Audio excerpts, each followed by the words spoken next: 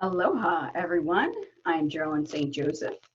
I am here to introduce you to Soul of Tarot. If you're on my page or in our group, you already know about us. But I figured it'd be fun to introduce it again to those who are unfamiliar with it, and so that you can let other people know what the Soul of Tarot is about.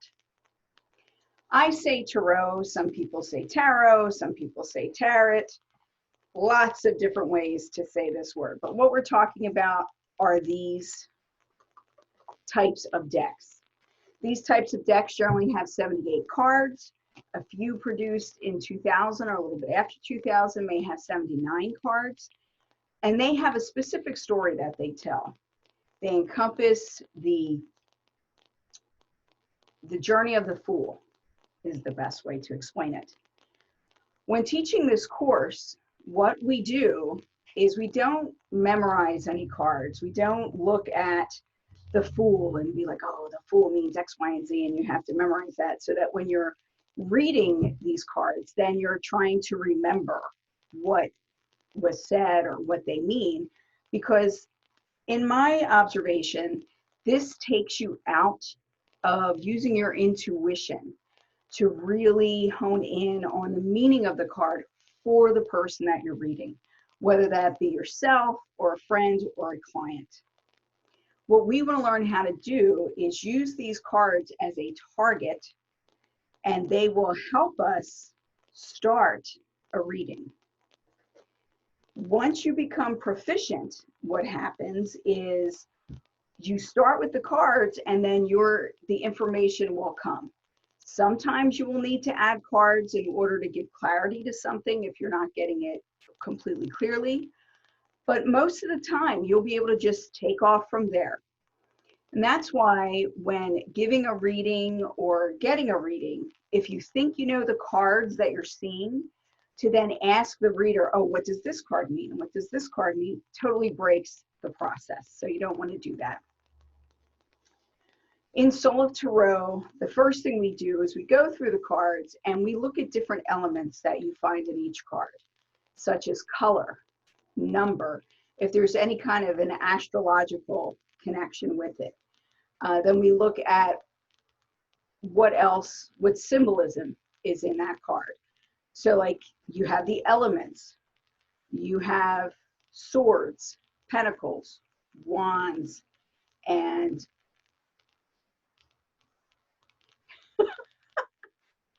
I'm having bad brain days lately. Swords, pentacles, wands, and cups. Of course, I forget the one that is emotion. We look at these different symbols and what the symbols might possibly mean. And each of us creates our own library of what we believe those symbols mean. But that we're putting into our subconscious so that when we do a reading for someone, it comes quickly. We're not sitting there thinking about, oh, what does this mean? I know a 7 means something. What does it mean? As soon as you see it, the first thing you see on the card is the first thing you start talking about. And you allow the flow of spirit and your guides to give you the information that you need to give a good psychic intuitive reading. Can anybody do this? In my experience, most people can, but not everyone. So if you're the type of person who overanalyzes everything and has to keep questioning yourself, this may be a more difficult way to learn this. However, it may also help you break through that kind of mind noise that stops you from really utilizing your own intuition.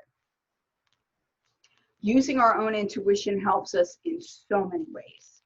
So learning the deck in this way and learning how to read cards or tap into your intuition helps us in business, in relationships, and just moving through the world in a much easier manner.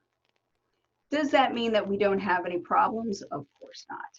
What it means is the way that we deal with things and our expectations of things is a little bit different.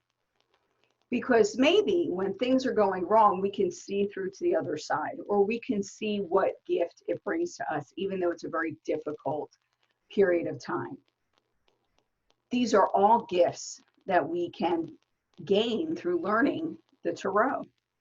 If you're having a hard business decision to make, you pull a card, glance at it, and the first things that come into your mind, you write them down and you see where it takes you. Oftentimes, what we feel is important, what we feel is really impacting us, like our jobs, may not actually be the source of the frustration or may not be the source of the issue. It could be something in family or in a relationship, or maybe something coming back up from our past that we're not recognizing. The cards can help you open this up. When I teach the Soul Tarot, the deck that I like to use the most is the Rider-Waite deck. The Rider-Waite is the original deck utilizing all these different types of mythologies and symbolisms, so that is one of the more inclusive decks. Once you learn the Rider-Waite, you will be able to take your knowledge from this course and learn any deck. So one of my favorite decks is the Angels Tarot cards by Rodley and Valentine. Beautiful deck. I use it very often. But I also use different oracle decks. So my main reading deck, and you can tell it's well used, is my Oracle, the Triad. I've used this same deck since 1995. And its symbolism is much more sparse than that of the Tarot deck. But because I'm not looking to the card to give me the whole story, but just simply to start the conversation with Spirit, I find this deck extremely accurate and useful. You can also use the gifts that you're going to learn and hone in this course to read any other type of deck, whether it be an oracle deck, healing cards. You could really use it for anything moving forward, and it gives you an excellent foundation to move forward if this is something that you would like to have in your life. I teach Soul of Tarot as a 5 to 6 week course. It depends on if the students, how quickly we want to move along and how in depth they want to get. Because at the end of the course, an addendum is the ethics of divination, where we go into the way to deliver news to people and how to say things so that you're being heard, how to really listen, how to deal with clients who are a little bit difficult, like the type of person who will keep asking the same question because you're not giving them the answer they want. So if you're interested in becoming more of a professional or someone who's going to use this more with others, Ethics of Divination is an excellent add-on, whether you're going to be using tarot or some of your other psychic senses, even as a Reiki healer or anything of that nature. Ethics of Tarot is good for anyone hoping to be professional or simply interested in the ethics involved with delivering this type of material. That being said, I also offer the course simply as videos, so you can go at your own pace. I don't really like to do it that way unless someone is a little bit advanced, because the interaction amongst the students and with myself helps the person to really open up with their intuition. Otherwise, when you're doing it by yourself, you kind of question yourself, there's nobody to bounce off of. The bonus, though, is on Facebook, I have a page called Soul of Tarot, where you can go and discuss things with people who are also interested in tarot. If you're a student of mine and you've learned tarot from me using this course, there is a private group called Soul of Tarot where I do post different videos and things for you so that you can have ongoing knowledge, you can interact with other people who learned the same way that you did, and so that you can practice with one another in privacy, as private as you can be on Facebook. This all being said, I have offered my classes online for as long as I can remember. Like as soon as Skype was invented and we had YouTube and things, I started doing things online because I have lived across the United States and I do have clients all over the world. So in order to accommodate that, it was much easier to go online. So this is not something that's new for me. The technology, although it's always changing, is not necessarily new for me either. I have a few more minutes before I have a client. So I want to show you very quickly one of the things that we do to give you a taste of the class. Of course, it's different when there are other people in the class because I really like everyone to participate. Everyone has a different background. Everyone has a different point of view. So what I see as one thing, you may see as something different. And getting all those different points of view helps you expand your horizon. This card is the Chariot. It is card number 7 in the Rider-Waite deck. And as we look at this card and we look at all the detail there, what we generally do is start at the top and in the front of the card, and then we move back and down. So the first thing we see is the number. The number is 7. 7 is the number of harmony. It's a number of balance. It could be that you're finally finding balance or that this is the card of looking for balance, depending on where it falls. The background is yellow. What does yellow mean? Take a second, take a deep breath, close your eyes, and what are the words that come to your mind when you think of yellow? Yellow is associated with things such as intelligence and being bright and sunlight and happiness. And at the same time, being yellow means that you're a chicken or you're afraid that it's the color of cowardice. So how can you look at yellow and it's got these two very opposing meanings? That's why we're using our intuition. Because in one reading, you might be looking at this and telling someone that they need to overcome their cowardice. And in another, you may be looking at this and telling someone that they're going to have a bright idea that's going to come to fruition. Every time you read your cards, your meanings are going to change depending on the situation and the person and their placement. So there's a lot going on. Then as we move down the card, we see that he's in the Chariot. I mean, that's the name of the card, but look at the Chariot. It kind of looks like, first thing that comes to mind, he looks like he's on a stage. And if you look at the way he's dressed and the way he's standing there, he kind of looks like he is making some kind of a show of it. When we look at his clothes, we see that he has many different symbols in his clothing. So the first thing, the most obvious thing, is that he looks like he's dressed for battle. He has like an armor plate on, his arms are covered, he's got this skirt on. If we look closer, we see that the skirt has all these different astrological symbols on it. We also see planetary symbols.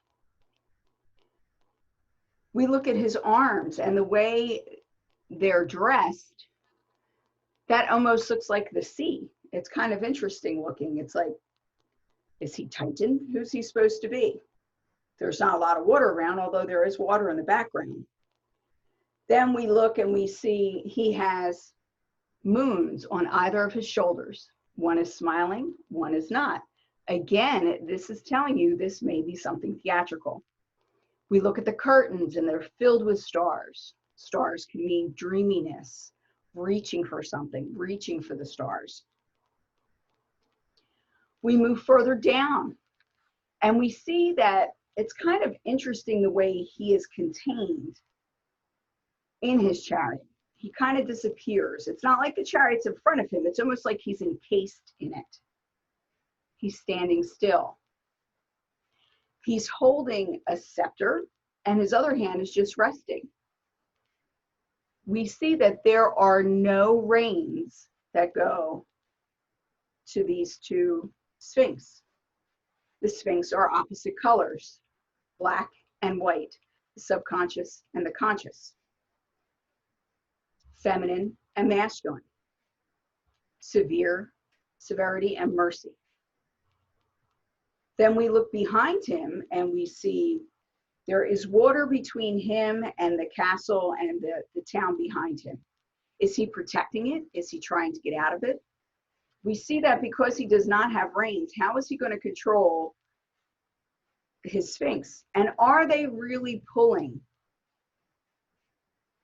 his chariot? As we answer all these questions, we then are given more and more opportunity to dig into the card and what its meaning is. We learn about symbolism, like the sun with the wings. It's a symbol of triumph. It means you can overcome anything that comes your way. It is the sun god, Ra. It's also Mercury. Then we have the little symbol there, and I'll let you guess that one for yourself. As you can see, if we really wanted to, we can go more into depth in this card. What we're going to do is have a basic knowledge of the meaning of the card as we see it and what each piece represents. So as we move forward and we see like there are other cards with yellow in the background, what does that mean? Now we already learned about yellow. We're looking for symbolism. We're looking for stories. By the end of the course, as I said, you're able to read any deck that you want. So on the last day, generally what we do is we read for one another. I sometimes bring in old students, and we will also bring in like friends and relatives to get free readings from the students. And at that time, you can read any deck that you want. You don't have to use the Rider-Waite. If you would like more information, please visit me on Facebook at Soul of Tarot, my page. My name is GeralynStJoseph. My website is GeralynStJoseph.com, Geralyn, Geralyn, STJoseph.com. I have lots of classes and lots of exciting things for you.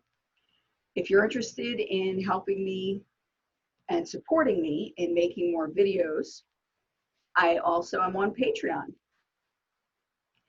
And I am associated with Parastudy here in Pennsylvania. Many blessings. Stay safe, stay healthy, and remember to always use your intuition. Mahalo.